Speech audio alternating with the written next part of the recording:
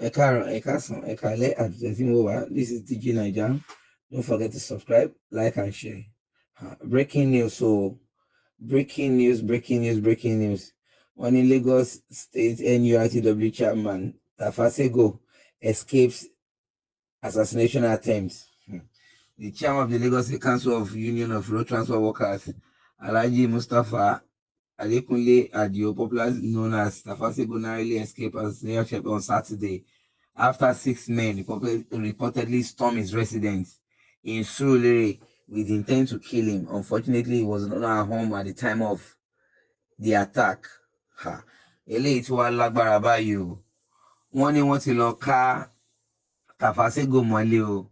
Wọ́n ní wọn ò bá lé ní o pé àwọn mẹ́fà náà lọ sí ilé ẹ̀ ní Surulere. Wọ́n ní but by the time tó máa débẹ̀ ó ti lọ sí patí, wọ́n dè àwọn security ẹ̀, wọ́n ní wọ́n dè wọ́n mọ́lẹ̀, wọ́n ṣe gbá wọ́n ṣàwo.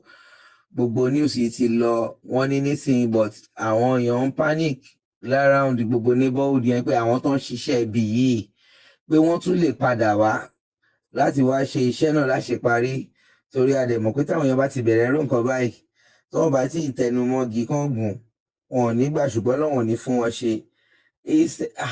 Wà á mọ bí tí relate ti wá, accusing fingers anywhere, but Ọlọ́run nìkan ló yé.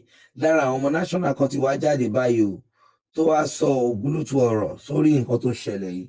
Ẹ jọ̀ọ́ ẹ jẹ́ ká gbọ́ lẹ́nu. Lórí DIGINAIJA, ibi tá a ti máa ń mú àwọn ìròyìn wá fún yín lọ́lọ́kan òjọ̀kan gbogbo ohun tó ń ṣẹlẹ̀ ní Nàìjíríà àti ilẹ̀ Yorùbá. Tó bá jẹ́ ìgbà àkọ́kọ́ tí yín rèé, ẹ bá wa subscribe, kẹ́ ẹ like, follow, kẹ́ ẹ sì share fídíò yìí. Ẹ tẹ bọ́tìn tó dàbí aago kẹ́ ẹ lè mọ̀ tí a bá ti gbé fídíò tuntun jáde. Èyí tá a tún mú wá fún yín lónìí àrà ọ̀tọ̀ ni. Ẹ máa bá wa ká lọ. Yẹ́lò tó lọ update tí mo rí online.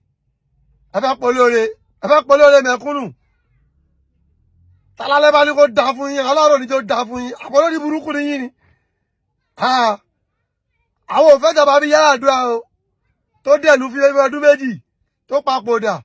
Ẹ fẹ́ lé ilé ẹjẹ́ kó pẹ́ fún wa, ẹjọ́ tó lé Ọlọ́run ẹjẹ́ kó gbó o. Aláàánú wa ni ó máa wúlò fún wa. Ẹjọ́ ẹ fílẹ̀ fún wa o. Rere kéré wo nìyẹn? Ìgbà wo ló jẹ? Kò parí ọjọ́ yẹ o. Ó kàn lọ́gbẹ́ fún mọ̀kànmọ̀kàn ni. Tó bá kọ́ ẹ wá pì ẹ̀. Ẹ̀ẹ́dẹ̀ ẹjọ́ náà ẹjọ́ ó pẹ́ dọ̀ àwọn obìnrin ẹjọ́ tó lé Ọlọ́run. Èyàn kí ń lo ohun tó lè fún ká.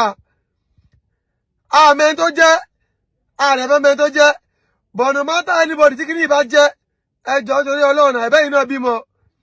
Ìwọ ọ̀rọ̀ṣẹ́ kú, òun ọmọ léèwé náà. Ó fẹ́ kọ́ mẹ́ náà jẹ́ ìyàrá àwùjọ. Kí ló fẹ́ pa mọ̀lẹ́bí onímọ̀lẹ́bí lẹ́kún fún? Ẹ fẹ́ lé ilé fún wa, ẹjọ́ ó máa wúlò. Ó ti ń wúlò bá a ti mọ̀ yàtọ̀. Ṣé ẹ̀ nípa ti ń dọ́ yàtọ̀ sí tẹ́lẹ̀ ni? Ẹjọ́ ẹ fílẹ̀ fún wa, ẹjọ́ torí Ọlọ́run. Ẹ̀bẹ̀ lábẹ́yìn. Ẹjẹ́ ó pẹ́, ẹjẹ́ ó gbó, ẹjẹ́ ó tọ́. Ẹ̀ka yìí ẹ̀yin náà ní mọ̀lẹ́bí náà. Ẹ ní ya wèrè ọ̀sán kankan o.